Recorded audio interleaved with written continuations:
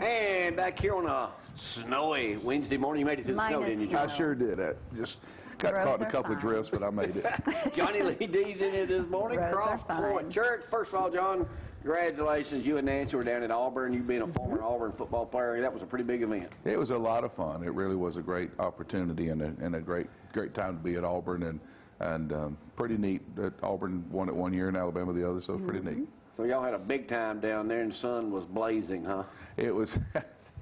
You know, I came to church on Sunday morning, the left side of my face, of course, was all sunned up. And listen, it was so cold, I was thankful for the sun. But there was about 80,000 was down there. Yeah, that's what it said. It was a lot of fun. Congratulations to all you Auburnites out there. And what tickled me, though, is like I said, I sat down in the former player section, and I see this old man sitting there in front of me and thinking, you know, how'd he get in there? And then I realized he was the kicker on my team when I was at Auburn 100 years ago. So my goodness me. Hey, old man. Well, hey, I'm one of them, too. I think I'm waiting to be raptured. Yes, sir. How does that work? That's all right. I tell you what, we talked about Sunday, Jamie's talking about, we talked about Sunday, the rapture of the church. And of course, all Christians, you're going to leave this earth one of two ways. You're either going to die a natural death and then go to the Lord. Your soul would go first, and then eventually your body would be taken up. Or you are what's called raptured, and a lot of you know what that is, where you would just instantaneously be caught up with the Lord in heaven. So now, you made a statement, John, the other day that you was talking about, why am I being so good? And I'm thinking, I wrote down here, well, I don't ever remember me saying that. I don't remember ever saying it about you. Now, what context did I say that in? Why am I being so good? I can't remember exactly how. I wrote it down. But you said that. Usually but you were have talking someone about the to tell story you to were be telling. good. The guys in the story were, why am I being, you know, so good? And I said, I don't ever remember saying that. Well, I understand. I know what Jamie's talking about. Elijah, even though himself, he at times, even him, had gotten discouraged because he'd walked so hard and so close to the Lord, and the things weren't going as well as he had hoped. And sometimes we as Christians, sometimes we can be walking close to the Lord and doing the things we're supposed to do, and things aren't going as we thought they should turn out. Things, you know, it's not all of a sudden that your bank account's going to be full, or your kids are going to turn out great, or life's just going to be super. And so just automatically sometimes, and then sometimes, well, gee, I'm trying to be good and trying to do the right thing, and it's not going as well as I'd planned, and that gets discouraging to people sometimes. Or you think, well, I've been good for a month or two, and things aren't changing. That's right. That's exactly right. That happens to a lot of people. They'll think, well, gee, I became a Christian, and I'm giving to the church, and I should be doing, and it sometimes doesn't work that way. You also got on thing here, what would you do if you had 1 week to live? How about that? How about that? It's a good question, isn't it? Good question. And what would you do if you had 1 week to live? We wouldn't come out of the house. 1 week to live. Hey, there you go. Boy, I'm going in a good way, okay? Yeah. You be on your knees praying, buddy. One week. That's a good question to ask yourself. Yeah.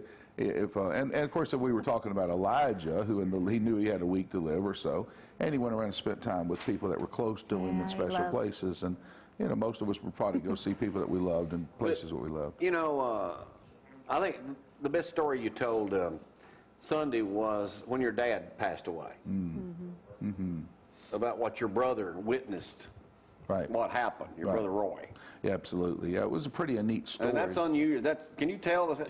Can you tell that? Happened. Yeah, well, for my father, it happened this way. And of course, like I said, it doesn't mean it's going to happen for everybody. It happened for my father.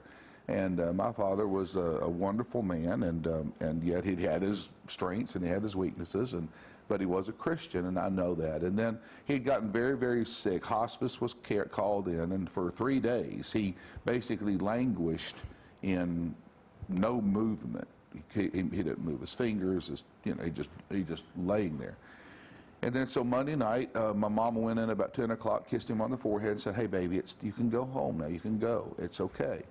And she went on to bed, and my brother was sitting out there with him in the den, and about 15 minutes later, my father just sat, just bolt upright like this, straight up, eyes like steel blue lasers, and he's going like this, reaching, and then he just laid back in his bed. Now this man hadn't moved in 3 days, and he sits bolt upright in bed, and just reaching for something. And he knew, obviously, the angels of the Lord were coming to take him. and he just died very, very peacefully that way.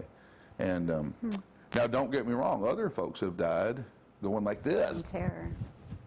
Knowing, Not a sign you want to see your loved one go that's through. right. No, you know, knowing, Yeah. you know what, you know, and so that was very comforting to my family. And again, don't get me wrong, most people don't die like that. It doesn't mean that you're not going to heaven, or that's the way he died. And I think the Lord gave that to my brother, just to bless him that way. That's a good story, though. I mean, it's true. John will be up this morning at 7:30 live. I want to do a couple minutes here and talk about something we saw on Fox News yesterday. If you've been wondering, and I'll set it up and you can finish this off, when you get your dishes out of the dishwasher, they're not clean. Oh, my. Have you ever noticed that they're not as clean as lately? they should be, and it's happening all across the country. Well, they explained what was happening yesterday. You think it's before you call a plumber. And think that your dishwasher is faulting. Actually has nothing to do with the dishwasher. No. You might see a little film on your silverware or your plates or some more spots than usual. Well, all detergents have changed. They are deleting the phosphates in it. They all have some in it, and evidently that's been banned because it's causing problems in the streams and the waterways, things like that. So they have deleted that from products, and they're starting to hit the stores now. So I don't know what we're going to do. So now we just eat dirty stuff. So now we may have to hand wash. But it made sense because a lot of people have been complaining. I've just been reported that they're building snowmen out in the parking lot. It's snowing, but anyway, don't call a plumber. Don't waste call the money Bobby on... Terry and folks right now unless you got a problem with your dishwasher. But they're saying your dishes are dirty because there's no longer phosphates in the So no phosphates in the in the dishwasher. Now you learned something today. So now we all die of hepatitis. So now we just have to wash them the old-fashioned way, I guess. I guess Or so. run them through there twice. I don't know. All right, we'll be talking sports tomorrow with Bob Labby, so y'all tune in for that. So we got that. Rick Moe will be with us too. They got something big coming up at Athens State. Johnny Lee up at 7:30 this morning. Y'all come on down to Cross Point every Sunday morning. We start at 9 and again at 10:45. So y'all come Join on us by. up front. You can always join us on the front row. And That's Johnny, right. again, congratulations to Auburn.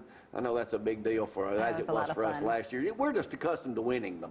Well, like I said, I got to wait They're 50. If I had to wait 53 more years to my next one, I'll be 109 years old. So I decided to go this time. Well, That's right. there's always next year. Y'all got a tough schedule.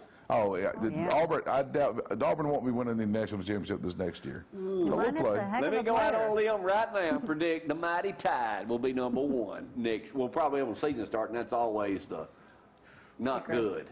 But The curse. Curse, yeah. Thank you, Lee. But anyway, we'll be doing that tomorrow, so y'all stay tuned for that. We got to go for now. Don't forget, schools are delayed a little bit this morning. Some of them. Athens City Should be on okay. time, Tom, right? Correct. Athens City on time. All right. Limestone schools, I think, are delayed. Morgan County and Madison County. We got to go. We'll see y'all tomorrow. Bye-bye.